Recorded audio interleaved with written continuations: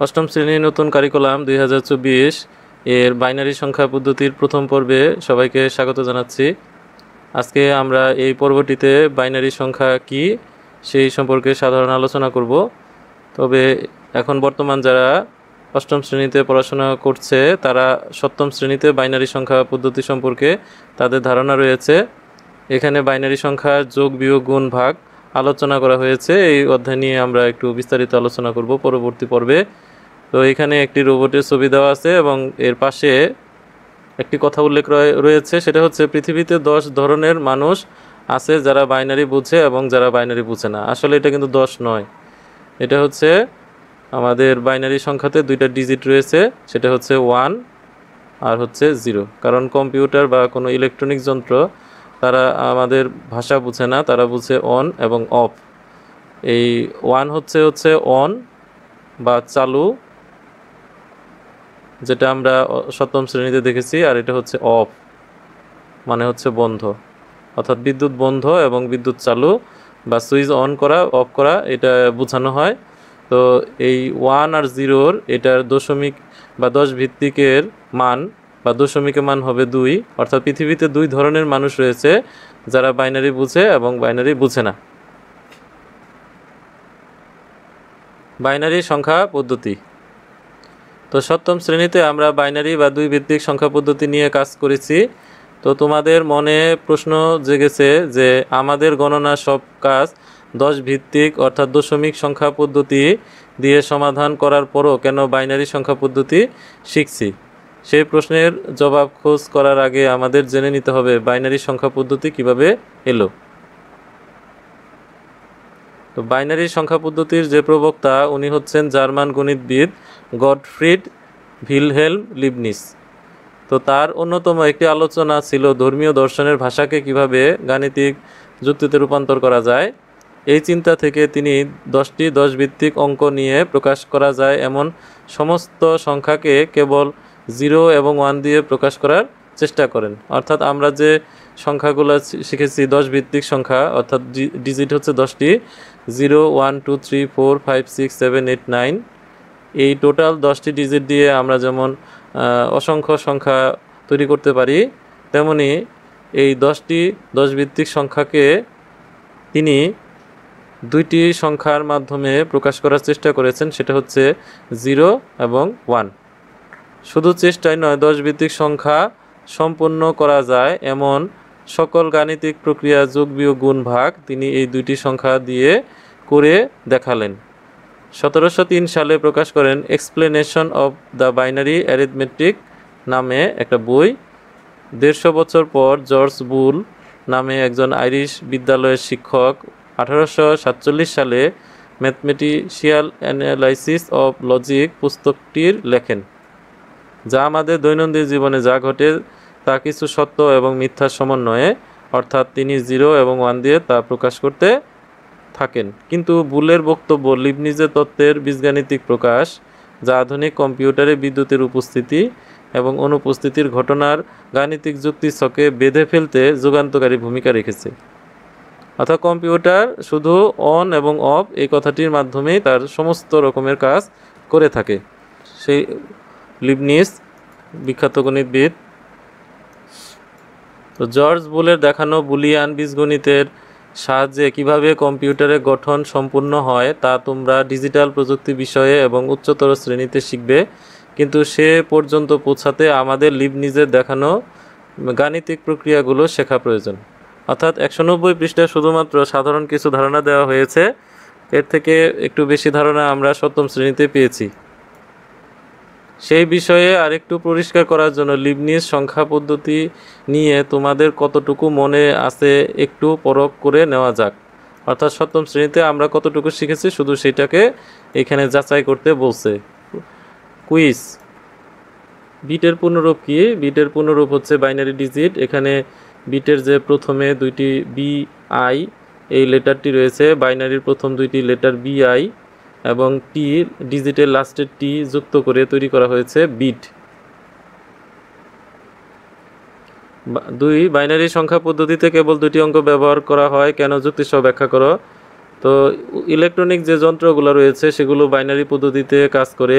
এই যন্ত্র হচ্ছে বিদ্যুতের উপস্থিতি এবং অনুপস্থিতি ছাড়া আর কিছু শনাক্ত করতে পারে না, অর্থাৎ সে অন না অফ নাকি বিদ্যুৎ পাচ্ছে না না পাচ্ছে এটা শুধু হিসেব করে। বিদ্যুতের অনুপস্থিতি যদি থাকে তাহলে সে 0 এবং বিদ্যুতের উপস্থিতির জন্য 1 ব্যবহার করা হয়ে থাকে। তাই বাইনারি পদ্ধতিতে শুধু দুইটি মাত্র অঙ্ক 0 এবং 1কে ব্যবহার করা হয়।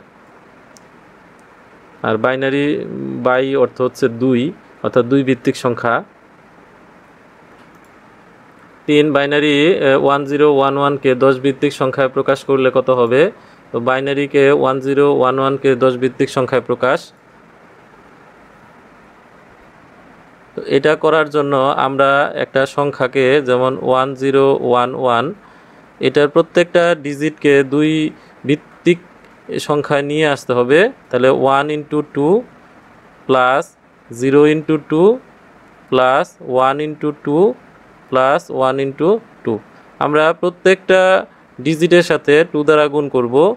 আর সর্বশেষ হাতের ডান দিক থেকে 2 এর পাওয়ার এখানে হবে 0, 2 এর পাওয়ার 1, 2 এর পাওয়ার 2, 2 এর পাওয়ার 3। এইভাবে 2 ভিত্তিক সংখ্যার মাধ্যমে আমরা এগুলাকে উল্লেখ করলে দশমিক সংখ্যা বা 10 ভিত্তিক সংখ্যায় প্রকাশ হবে। তাহলে এখানে 2 তার কিউব হচ্ছে 8, আর 1 দিয়ে গুণ করলে 80 হবে। 2 স্কোয়ার হচ্ছে 4, 0 সাথে গুণ করলে 0, 2 পাওয়ার 1 মানে 2, 1 এর সাথে গুণ করলে 2 হয়। 2 পাওয়ার 0 অর্থাৎ কোনো সংখ্যার পাওয়ার 0 হইলে মান 1 হয়, তাহলে গুণফল 1ই থাকবে। তাহলে যোগফল হচ্ছে 11। এই 11 হচ্ছে 10 ভিত্তিক সংখ্যা। তো বাইনারি 1011কে 10 ভিত্তিক সংখ্যায় প্রকাশ করার কারণে 10 ভিত্তিক সংখ্যাটি হচ্ছে 11 পাওয়া যাবে। তো এখানে যে 10 ভিত্তিক সংখ্যা 11 আছে, এটাকে বাইনারি সংখ্যায় আমাদের প্রকাশ করতে হবে। তো যেহেতু বাইনারি হচ্ছে 2 ভিত্তিক সংখ্যা, তো এটাকে 2 দিয়ে ভাগ করতে হবে। তাহলে আমার প্রথমে হচ্ছে 11, এটাকে আমরা 2 দিয়ে ভাগ করব। তাহলে ভাগ করলে আমাদের ভাগফল হচ্ছে 5, আর ভাগশেষ হচ্ছে 1। তো ভাগশেষটাকে একটু দূরে লিখতে হবে।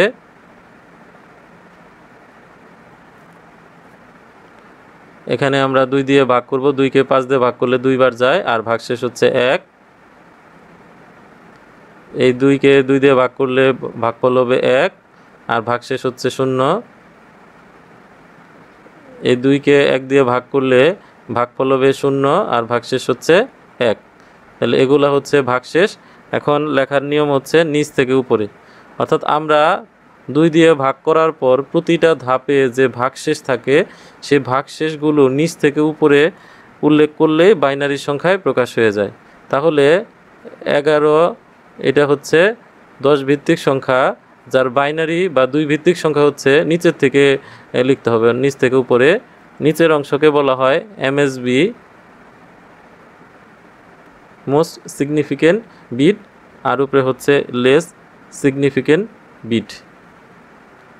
তাহলে এটা 1, তারপরে হবে 0, তারপরে হচ্ছে 1, তারপরে হচ্ছে 1, অর্থাৎ শুধু ভাগশেষগুলো উল্লেখ করার মাধ্যমেই বাইনারি সংখ্যায় প্রকাশ করা যায়। তো এই হচ্ছে আমাদের 10 ভিত্তিক 11 সংখ্যাটিকে 2 ভিত্তিক বাইনারি সংখ্যায় প্রকাশ, অর্থাৎ বাইনারি সংখ্যা হচ্ছে 1011।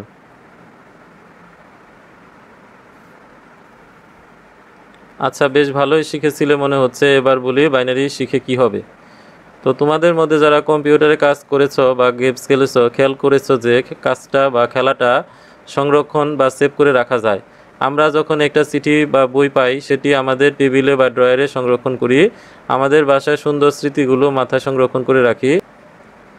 কিন্তু তোমরা করা কাজ কম্পিউটারে কোথায় সংরক্ষণ করো? কম্পিউটারেও কি স্মৃতি বা মেমোরি আছে? যদি থাকে তাহলে এই মেমোরি কিভাবে কাজ করে এ বিষয়ে তোমার কি ধারণা? তা এক লাইনে নিচের যে ফাঁকা জায়গা রয়েছে সেটিতে পূরণ করো। তো হ্যাঁ, কম্পিউটারের স্মৃতি রয়েছে। কম্পিউটারে মেমোরিতে কোনো ফটো, ভিডিও, মিউজিক বা যে কোনো কম্পিউটারের তথ্যকে নম্বর বা সংখ্যারূপে সংরক্ষণ করে রাখা হয়। পরে সেই সংখ্যাটিকে অন অফ করার মাধ্যমে আমাদের সামনে আউটপুট হিসেবে ফটো, ভিডিও, মিউজিক এগুলোকে তুলে ধরা হয়। প্রতিদিনই আমাদের কম্পিউটারের উপর নির্ভরশীলতা বাড়ছে। কম্পিউটার কিভাবে কাজ করে তা বুঝতে না পারলে আমরা এর পরিপূর্ণ ব্যবহার করতে পারবো না। এই যন্ত্রটিতে কাজ করে বাইনারি সংখ্যা নির্ভর গাণিতিক পদ্ধতিতে কাজ করে থাকে। আমরা প্রতিনিয়ত যেমন যোগ বিয়োগ করি, কম্পিউটারও করে, তবে সেটি বাইনারি পদ্ধতিতে করে। অর্থাৎ আমরা যদি দশমিকভাবে কোনো সংখ্যা বা 10 ভিত্তিক কোনো সংখ্যা ইনপুট করি, তাহলে কম্পিউটার সেটাকে বাইনারি সংখ্যাতে রূপান্তর করে এবং সেটা যোগ বিয়োগ গুণ ভাগ করার পর পুনরায় 10 ভিত্তিক সংখ্যায় আমাদেরকে উপস্থাপন করে দেয় বা আউটপুট দেয়। বাইনারিতে যোগ বিয়োগ গুণ ভাগ করলে আমরা অনেকটাই বুঝতে পারতে যে কম্পিউটার কিভাবে কাজ করে।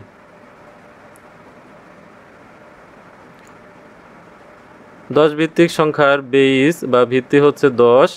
এখানে মোট 10টি ডিজিট রয়েছে 0 থেকে 9 পর্যন্ত, তাই এর ভিত্তি হচ্ছে 10। অর্থাৎ 10টি সংখ্যার উপর ভিত্তি করে এই সংখ্যাগুলো গঠিত। 10 ভিত্তিক সংখ্যা 250কে প্রকাশ করা হয় এভাবে 250 আর ভিত্তি হচ্ছে 10, অর্থাৎ এটাকে বলা হবে 250। আবার বাইনারিতে মোট ডিজিট হচ্ছে 2টি, 0 এবং 1, তাই এর ভিত্তি হচ্ছে 2। তো বাইনারি সংখ্যা 1011কে প্রকাশ করা হয় 1011 আর ভিত্তি হচ্ছে 2।